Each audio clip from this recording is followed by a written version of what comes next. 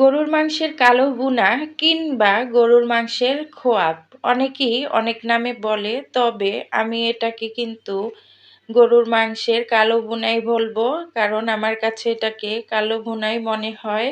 তো hello everyone, আসসালামু আলাইকুম। সবাই কেমন আছেন? আশা করি আল্লাহর রহমতে সবাই ভালো আছেন। আমিও ভালো আছি আলহামদুলিল্লাহ। তো আমার কণ্ঠটা একটু অন্যরকম লাগতে পারে, আমার একটু ঠান্ডা লেগেছে। যাই হোক, একটু ইগনোর করবেন। তো এখানে আমি মাংসটাকে ভালো করে ধুয়ে একে এক করে সব মশলাগুলো দিয়ে দিচ্ছি। আর মশলার নাম হলো গিয়ে হলুদ, মরিচ, ধনিয়ার গুঁড়ো, লবণ, তারপরে গরুর মাংসের মশলা, আদা পেস্ট, ধনিয়া পেস্ট, রসুন পেস্ট, সব কিছু একসাথে দিয়ে তারপরে আমি ১ মগ পানি দিয়ে একটু নাড়াচাড়া করে দিয়ে তারপরে আমি ঢেকে দিব। এটা যতক্ষণ না পর্যন্ত সিদ্ধ হয় ততক্ষণ পর্যন্ত আমি এটাকে ঢেকেই রান্না করব। যাই হোক, রান্নার কথা তো অনেক বললাম।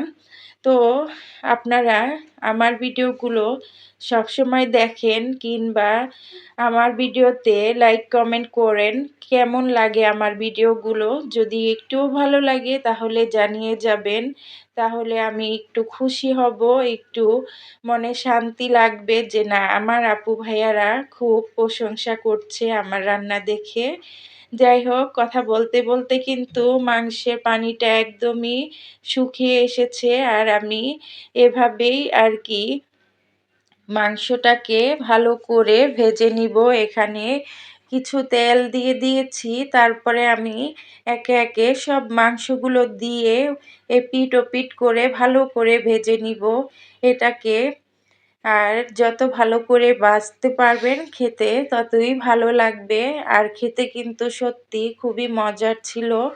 এখানে তো অল্প কয়েক পিস করেছি, তো বাসায় আমরা কয়েকজন মানুষ ছিলাম, সবাই খুব ভালোভাবেই হয়েছে।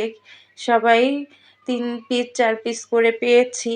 মজাই লেগেছে, খুব ভালো লেগেছে খেতে। আপনারাও চাইলে কিন্তু এভাবে গরুর মাংসের খোয়াব কিংবা কালো ভুনা করে খেতে পারেন। আর এখন তো গরুর মাংস সবার ঘরে ঘরেই আছে। এরকম অল্প কয়েক পিস মাংস হলেই কিন্তু সুন্দর করে ফেলা যায়, খুবই সহজ এবং খুবই ইজিভাবেই করা যায়। তো এখানে কিন্তু আমি সব কিছু ভালো করে উলট পালট করে ভেজে নিচ্ছি, দেখতে পাচ্ছেন। আর লাল লাল করে ভেজে নিলে হবে কি, খেতে কিন্তু আরও বেশি মজা লাগবে। এটা একটু মানে লাল লাল করে ভাজতে হবে। তো আমার কিন্তু ভাজা শেষ, এবার আপনাদের পরিবেশন করে দেখাচ্ছি। দেখুন কত সুন্দর হয়েছে, মাশাআল্লাহ। খেতেও অনেক মজা হয়েছিল। যাই হোক, ভিডিওটা যদি ভালো লেগে থাকে তাহলে আমার পাশে থাকবেন আর সবসময় আমার পাশে রাখবেন, দোয়া করবেন আমাকে, আমার জন্য। আপনাদের জন্য অনেক অনেক দোয়া এবং ভালোবাসা থাকবে সব সময়। আল্লাহ হাফেজ।